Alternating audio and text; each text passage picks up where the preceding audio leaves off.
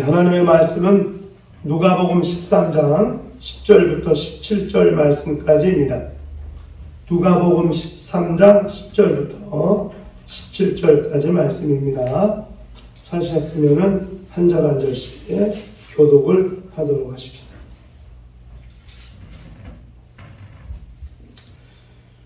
예수께서 안식일에 한 회당에서 가르치실 때에 18회 동안이나 귀신들 앓으며 꼬부라져 죽음도 펴지 못하는 한 여자가 있더라.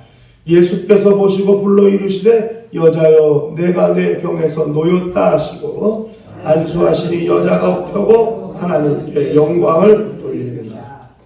회당장이 예수께서 안식일에 병 고치시는 것을 분내어 무리에게 이르되 일할 날이 엿새가 있으니 그 동안에 와서 고침을 받을 것이요 안식일에는 하지 말 것이니라 하거늘 주께서 대답하여 이르시되 외식하는 자들아 너희가 각각 안식일에 자기의 소나 나귀를 외양간에서 풀어내 끌고 가서 물을 먹이지 아니하니 그러면 18해 동안 사탄에게 매인받은 이 아브라함의 딸을 안식일에 이 매임에서 푸는 것이 합당하지 아니하냐? 예수께서 이 말씀을 하심에 모든 반대하는 자들은 부끄러워하고 온 무리는 그가 하시는 모든 영광스러운 일을 기뻐하니라. 아멘.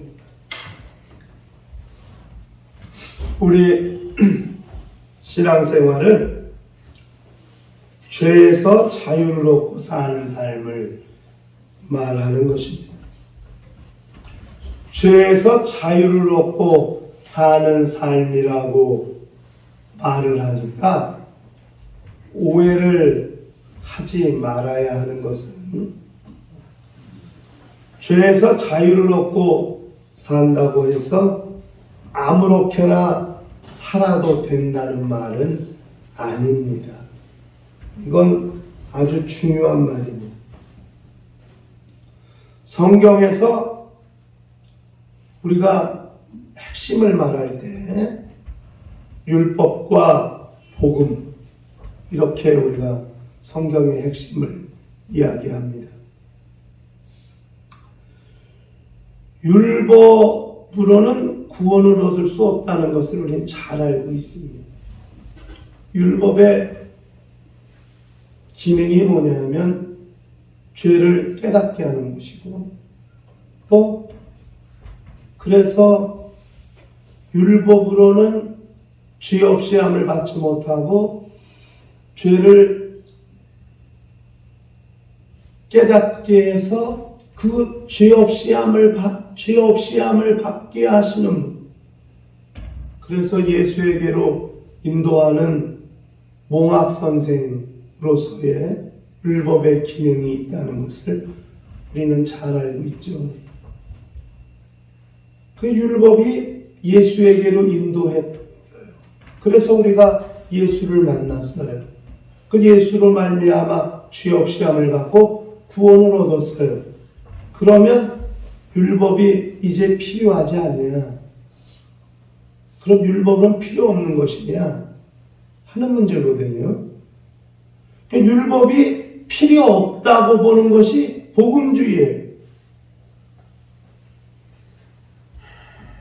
예수 믿고 구원받은 다음에는 율법이 필요 없다. 이게 복음주의예요. 복음주의는 율법을 그렇게 중요하게 여기지 않는 것이죠. 그러나 우리가 잘 알아야 되는 것은 율법은 예수에게로 인도하는 몽학 선생입니다마는 예수를 믿은 다음에는 우리의 삶을 올바르게 우리의 삶이 건전하도록 예수 믿는 성도들로서 잘 살 수 있도록 하는 신앙인의 생활 규범과 같은 것이 율법입니다. 그러니까 예수 믿은 다음에 어떻게 살 것이냐? 막 사는 것이 아니라 말씀하신 하나님의 말씀대로 사는 거죠. 십계명이 예수 믿기 전에만 필요하고 예수 믿은 다음에는 필요하지 않느냐? 그건 아니거든요. 율법의 가장 핵심이 십계명이잖아요. 그 1계명부터 4계명까지는 대신계명, 하나님을 향한, 5계명부터 10계명까지는 대인계명, 사람을 향한. 예수 믿은 다음에 도둑질하고 살인하고 거짓말하고 부모를 아무렇게나 대하고 그럴 수 있나요? 그럴 수 없잖아요. 오히려 예수 믿는 사람들이 더 효도해야 되고, 예수 믿는 사람들이 더 정직해야 되고, 예수 믿는 사람들이 더 부지런히 열심히 살아야 되는 거 아니겠어요? 예수 믿은 다음에 성의를 안 지켜도 되나요? 저 불교신자들은 1년에 한 번, 어쩌다가 한 번 나가도 불교신자라고 그래요. 그러나 성경은 그렇게 말하지 않다는, 성의를 거룩히 지키라고 말하지 않았어요? 하나님의 이름을 망령되이 일컫지 마라. 예수 믿은 다음에는 그럼 하나님의 이름을 자기 멋대로 그렇게 함부로 여기나요? 그럴 수 없잖아요. 예수 믿은 다음에 우리가 예수 믿는 사람들로서 어떻게 살 것인지, 그때 필요한 것이 성경에 기록된 하나님의 말씀이라는 사실을 우리가 기억할 필요가 있어요. 율법은 예수 믿는 사람들로 하여금 가장 신앙인들로 살게 하는 중요한 생활 규범과 같은 것이라는 것을 우리가 기억할 필요가 있습니다. 오늘 우리가 읽은 이 본문 말씀은 예수께서 한 회당에서, 안식일에 한 회당에서 하나님의 말씀을 증거하시고, 그 모인 무리들 가운데 있는 한 여인을 고쳐주신 것을 인해서 그 회당의 장이 있잖아요. 회당장이 그것을 보고 분을 내가지고 말하는 거죠. 일할 날이 엿새가 있으니까 병은 엿새 동안에 고침받고 안식일 하지 말라. 이 사람의 말이 틀린 말은 아니에요. 성경에 엿새 동안 일할 것이고 안식일은 일하지 말라 그랬으니까. 근데 병을 고치는 행위는 노동이라고 보는 거예요. 노동. 일이라고 보는 거예요. 그렇기 때문에 안식일에 병을 고치는 일은 노동을 일한 것이니까 그건 안식일을 지킨 것이 아니다. 그러므로 6일 동안 와서 병 고침 받고 안식일에는 하지 말라. 이렇게 말한 거죠. 이것을 향해서 예수께서 회당장을 향해서 하신 말씀을 이제 성경이 기록하고 있는 것인데, 이 본문을 통해서 우리는 몇 가지 중요한 사실을 좀 깨달을 수 있습니다. 첫째는 뭐냐면 예수의 가르치심에 대한 우리의 생각 어때야 하느냐. 예수는 어디를 가시든지 복음을 증거하세요. 가르치셨다고. 그런데 그 가르치시는 것을 우리는 어떻게 받느냐. 예수는 복음을 들으라. 그리고 복음을 믿으라. 그리고 복음을 행하라. 이렇게 말씀했어요. 그러니까 예수의 말씀을 복음이라고 말할 때에 그 복음을 들으라고 하는 것은 모든 사람을 대상으로 하는 거예요. 누구나 다 복음을 들어야죠. 복음을 들어야죠. 그런데 복음을 들은 자들에게는 복음을 믿으라 하셨어요. 듣는 것도 중요하고 그 다음에 믿는 게 더 중요해요. 듣긴 들어도 믿지 못하면 무슨 의미가 있어요? 복음을 듣는 것에만 그치지 않으니까 무수히 많은 사람이 예수를 따랐어요. 예수가 가시는 곳곳마다 무수한 사람이 예수를 따랐어요. 근데 거기서 이적을 행하세요. 이적을 행하신 다음에 반드시 예수께서 말씀을 가르치셨어요. 요한복음은 그렇게 되어 있어요. 예수께서 이적을 행하신 다음에 설교하시고, 예수께서 이적을 행하신 다음에 설교하시고, 이렇게 7개의 이적과 7개의 설교로 되어 있는 게 요한복음의 매우 중요한 구조예요. 이적을 행하신 다음에 반드시 가르치셨어요. 가르치실 때마다 들으라고 말씀하셨고, 듣는 자들을 향하여 믿으라고 말씀하셨어요. 그 다음에는 믿은 자들을 향하여 행하라고 말씀. 너도 가서 그대로 행하라. 너희도 가서 그대로 본 대로 행하라. 들은 대로 행하라. 믿은 대로 행하라. 이렇게 말씀하셨거든요. 그러니까 예수의 가르치심을 대하는 우리의 자세. 일단 하나님의 말씀을 들어야 돼요. 들은 말씀을 믿어야 돼요. 그래서 제가 목요 기도회 때마다 처음 이제 통성 기도를 시작할 때 하나님의 말씀을 들은 말씀이 우리에게 믿음이 되게 하시고, 믿음 말씀이 우리에게 삶이 되게 하시고, 이렇게 기도합니다. 하나님의 말씀을 듣고 그 들은 말씀이 우리에게 믿음이 되고, 그 다음에 그 믿음이 된 말씀이 우리의 삶이 되고, 이것이 하나의 과정이에요. 말씀이 삶이 되는 하나의 과정이라고. 그렇게 될 때에 우리의 삶은 온전한 신앙인의 삶이 될 수 있는 거예요. 바울은 말했죠.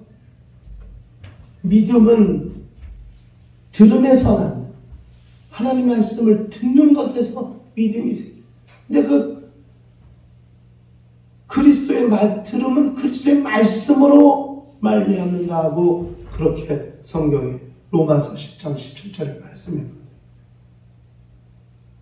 들음은 믿음에서 나고 그 믿음은 그리스도의 말씀으로 말미암는다. 이렇게 말씀합니다. 그 다음에 야고보서 기자는 행함이 없는 믿음은 죽은 믿음이라고 야고보서 2장 17절에 말씀했습니다. 그러니까 하나님의 말씀을 듣는 것이 중요합니다. 듣지 못하면 아무 소용이 없죠. 그 다음엔 그 말씀을 믿는 것이 중요합니다. 믿는 것보다 또 중요한 것은 그 믿은 대로 행하는 것이 중요하죠. 예수께서 회당에서 가르치실 때 그 예수 그리스도의 가르침을 향한 우리의 자세. 2000년 전에 유대 땅에 예수께서 오셨을 때, 그때 예수께서 가르치실 때는 많은 무리가 들었으면서 믿는 자는 극히 적었고, 그래서 예수의 말씀대로 행하는 자는 더더욱 적었다. 그렇기 때문에 그렇게 3년 내내 예수께서 모든 지방을 다니시면서 하나님의 말씀을 전하셨음에도 불구하고 예수가 하나님의 아들이라는 것 자체를 발견하지 못했어요. 그렇게 증거해서 그렇게 많은 이적을 베푸시고, 그 이적 베푸신 그 현장에서 눈이 이만해진 사람들, 눈이 그냥 이따그맣게 커진 사람들, 왜? 그 현장을 보고 놀랬으니까. 귀신이 떠나가는 걸 보고 놀랬으니까. 지금 이 회당에서도 18년 동안이나 귀신 들여서 앓고 꼬부라져서 조금도 펴지 못하는 그 여인을 안수해서 그 즉시 낫게 하셔서 얼마나 놀랬겠어요. 그들에게 말씀을 증거하셨으니 그 말씀이 얼마나 잘 들려왔겠어요. 그렇지 않겠어요? 그것을 그 자리에서 그리고 그 이적을 베푸신 그분이 말씀을 증거하시니 그 양반의 말이 얼마나 잘 들려왔겠어요. 그런데도 믿는 자들이 적었어요. 예수가 하나님의 아들이라는 것을 아는 자가 없었어요. 그래서 예수를 십자가에 달려 죽게. 예수께서 십자가에 달려 죽으실 때 백성들이 뭐라 그런지 아십니까? 네? 저 사람의 피, 나와 내 자손, 우리와 우리 자손에게 돌리니 그렇게 외쳤어요. 십자가에 못 박아라, 못 박아. 다 예수를 따랐던 사람들이에요. 그 무수한 현장에서 다 예수의 말씀을 들었던 백성들이에요. 근데 그들이 결국은 예수를 십자가에 못 박아라, 못 박아. 다 그렇게 외쳤어요. 들은 말씀이 믿음이 되지 못하고 행함이 되지 못하면 아무 소용이 없다. 두 번째는 이 말씀에서 참된 성도의 모습을 발견하게 됩니다.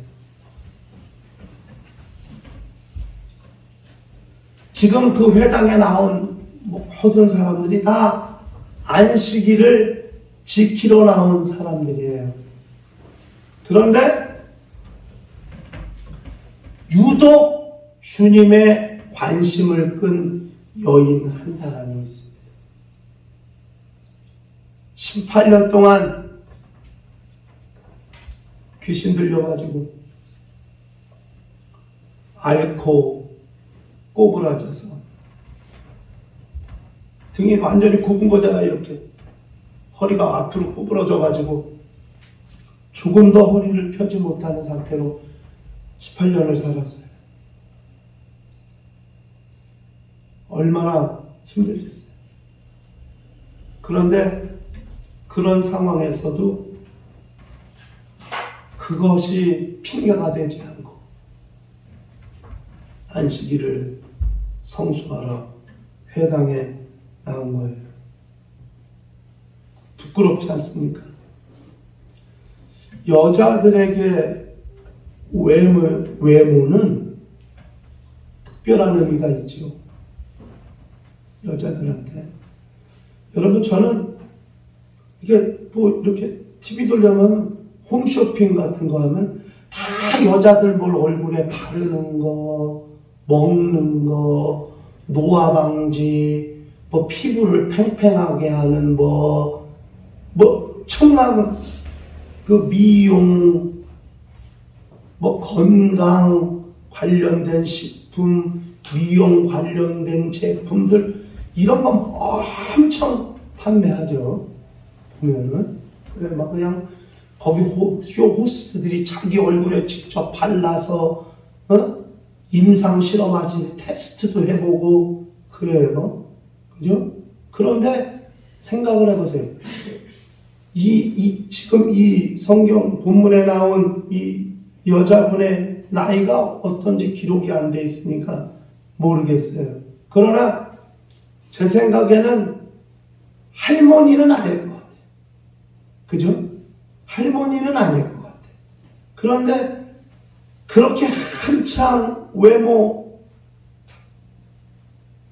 중요시하는 그런 여자들의 그런 모습이라고 한다면 굉장히 창피하고 부끄러웠을 텐데 그런 것과 상관없이 안식일을 성수하러 나왔다.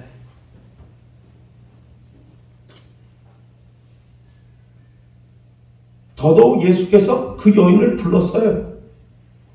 그러니까 예수께서 그 여인을 불렀으니까 차라리 안 불렀으면은 사람들 속에 이렇게 있어서 사람들의 관심의 대상이 안 됐을 텐데 예수께서 그 여인을 불렀어요. 여자여, 내가 병에서 놓였다. 그 사람들이 다 쳐다봤을 거 아니에요. 얼마나 창피했겠어요. 그런 가운데서도 주의 말씀을 듣고 주의 말씀에 순종하는 순간 예수의 손이 그 여인의 머리에든지 등에든지 어디에든지 예수의 손이 올려지는 순간 귀신이 즉시 떠나고 꼬부라졌던 것이 펴지고 18년 전에 원래 자신의 모습 생각해 20대 때 꼬부라졌다면 지금 40대 된 거 아니겠어요? 10대 때 꼬부라졌다면 지금 30대 결혼이나 할 수 있었을까? 그런데 예수의 그 말씀에 순종하는 순간 하나님의 은혜가 그 영혼에 임하게 됩니다. 그래서 즉시 귀신이 떠나고 병에서 놓여서 건강해진, 온전해진 모습으로 바뀌게 됩니다. 순종이 뭘까? 우리는 순종을 하나님의 말씀에 순종하는 것이라고 이렇게 이제 보통 생각합니다만 오늘은 순종을 이렇게 좀 이야기하고 싶습니다. 자신을 적나라하게 드러내놓는 것, 이것이 순종일 수 있다 생각이 드는 거죠. 자신을 적나라하게 내놓는 거예요. 이게 순종이에요. 위선이나 가식이 없이 내 모습 이대로, 주여 내 모습 이대로 받으시옵소서. 연약하기 짝이 없고 나약하기 짝이 없고 그렇게 만신창이 된 자신의 모습 그대로 드러내놓는 것, 이것이 순종의 시작입니다. 그럴 때 하나님의 은혜를 만날 수 있고 하나님의 도움을 얻을 수가 있고 하나님의 치유를 경험할 수 있다는 것이죠. 그래서 사무엘 선지자를 통해서 순종이 제사보다 낫다. 그렇게 성경이 말씀하고 있는 거죠. 자신을 드러내지 못하는 순종, 이것은 순종이 아니고 그것이 가식이고 위선일 수 있다 생각이 듭니다. 보통은 가리기 쉽거든요. 잘 드러내려고 하지 않아요. 그런데 다 드러내는 것, 자신의 본 모습을, 그런 연약함을, 나약함을 다 드러내는 것이, 그것이 순종이라는 것을 기억할 필요가 있는 것. 세 번째는 위선자의 모습을 본문에서 발견하게 됩니다. 회당장이 분을 냈어요. 예수께서 병 고치신 것을 보고. 그래가지고 이야기했죠. 6일 동안 하고 안식일 하지 말라. 근데 여기서 분을 내다는 이 언어를 찾아보니까 참 재미있는 뜻이 있더라고요. 뭐냐면 불쾌하다는 뜻이 있어요. 이게 분을 내다는 말이. 그러니까 보통 기분 나쁘면 사람들이 화내니까요. 그죠? 기분 나쁘고 속상하면 사람들이 화내잖아요. 그러니까 왜 이 사람이 분을 내냐? 불쾌한 거야. 무엇이? 내가 회당장인데, 이 회당에서 내가 장인데, 내가 안식일에 이 회당에 나오는 사람들에게 내가 회당장으로서 인정을 받아야 되는데 왜 예수 저 양반이 사람들에게 관심을 끌고 사람들에게 이목을 집중시키고 그러나? 불쾌한 거죠. 그런데 겉으로는 회당장이니까 티는 내지 못하고 화는 내지 못하고 그렇게 얘기하는 거예요. 엿새 동안, 일할 날이 엿새 동안 있으니까 6일 동안 와서 병고침 받고 안식일은 하지 말 것이라 이렇게 예수에게 들으라고 그렇게 이야기하는 것. 그것이 위선이라. 예수가 누구신데? 하나님의 아들이신데 분을 낼 수 있는 대상이 아니에요. 회당장 정도라면 지금 말씀을 증거하시고 여인을 고치신 분이 누구시라는 것을 알아야 할 것이고 적어도 하나님의 아들이시라는 것을 알지 못한다 할지라도 그분의 능력이 어떠하신 것인가는 알 수 있었을 터인데 그에게 분노를 내면 이건 잘못된 분노인 거죠.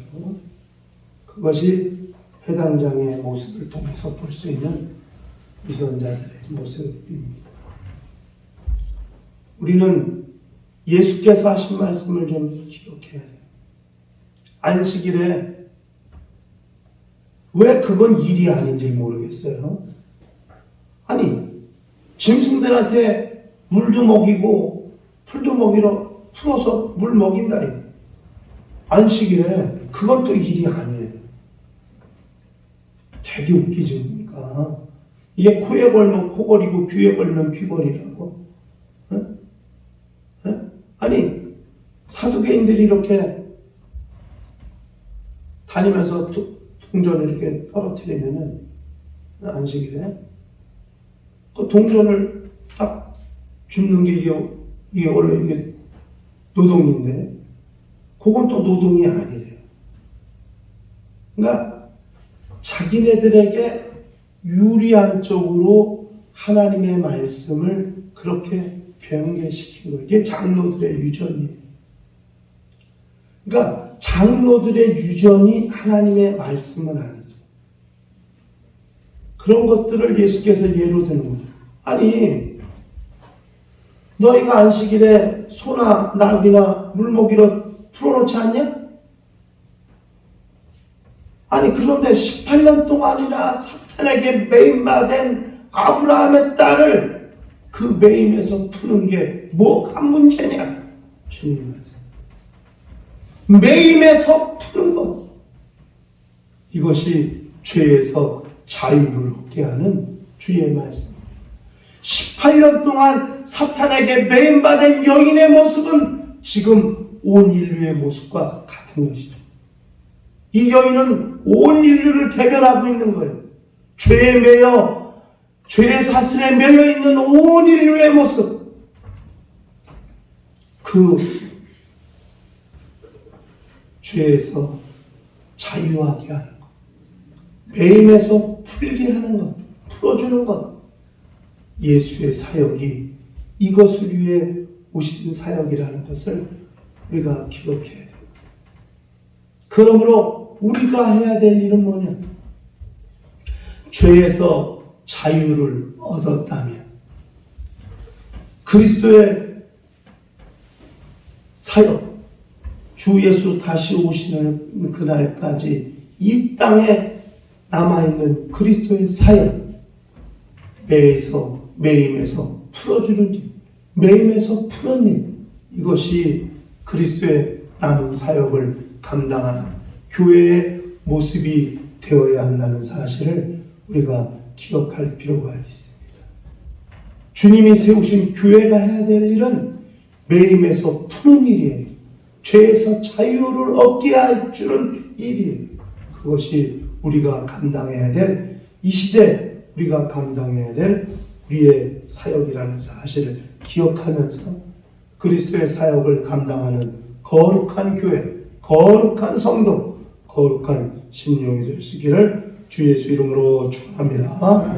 시간 다 같이 통성으로 기도하실 때 주여 일평생 죄에서 자유를 얻은 기쁨을 누리며 우리도 그리스도의 남은 사역을 감당하는 성도와 교회가 될 수 있도록 인도하여 주시옵소서. 다 같이 통성으로 기도합니다. 거룩하신 하나님, 주께서 우리 모든 심령들을 기억하시고 역사하여 주시옵소서. 주의 영광이 충만할 수 있도록 인도하여 주시며 우리 하나님의 생명이 충만할 수 있도록 역사하여 주시며 주께서 기억하시는 거룩한 증거가 충만할 수 있도록 인도하시고 역사하여 주시옵소서. 죄에서 자유를 얻게 하는 거룩한 능력이 우리 모든 심령에 충만하게 도와주시옵소서. 예수 그리스도의 사역이 이 사역이었음을 기억하게 하시고 우리 교회와 성도들이 해야 될 일이 이 이름을 기억하여 주셔서 그러므로 주 예수 오시는 그날까지 이 그리스도의 남은 사역을 감당하는 거룩한 교회가 될 수 있도록 역사하시고 인도하여 주시옵소서. 하나님의 말씀을 들을 때 어떻게 들어야 할 것인가,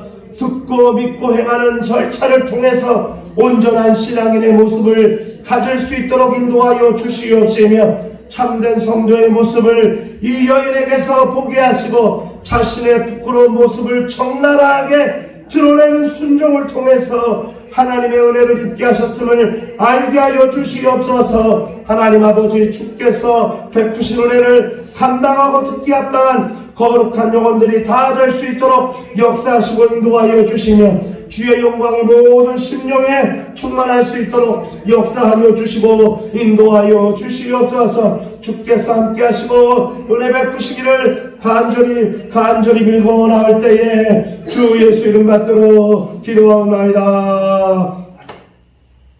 하나님 아버지, 예수 그리스도의 사역을 잘 알게 하여 주시옵소서. 매임에서 푸는 것이 예수 그리스도의 사역임을 알게 하시고 이 그리스도의 남은 사역을 감당하는 거룩한 성도와 교회가 되게 하여 주시옵소서. 주의 말씀을 들을 때에 듣고 믿고 행하는 절차를 통해서 온전한 신앙인이 되어가게 하여 주시옵시고 적나라한 자신의 모습을 다 드러내는 순종을 통해서 온전한 신앙인들이 되게 하여 주시옵시며 회당장의 모습에서 위선자를 발견하게 하시고 우리 모두는 그 위선자들이 되지 않게 하시며 오직 하나님의 말씀 앞에 겸손한 심령과 가정과 교회가 될 수 있도록 역사하여 주시옵소서. 주 예수 이름 받들어 기도하옵나이다. 아멘. 이제는 우리 주 예수 그리스도의 은혜와 하나님 아버지의 극진하신 사랑과 보혜사 성령님의 교통하시고 역사하시고 인도하심이 일평생 죄에서 자유를 얻게 한 심령을 믿음을 알 그 그리스도의 사역을 감당하는 심령과 가정과 교회 위에 이제로부터 영원토록 함께 있을지어다. 아멘.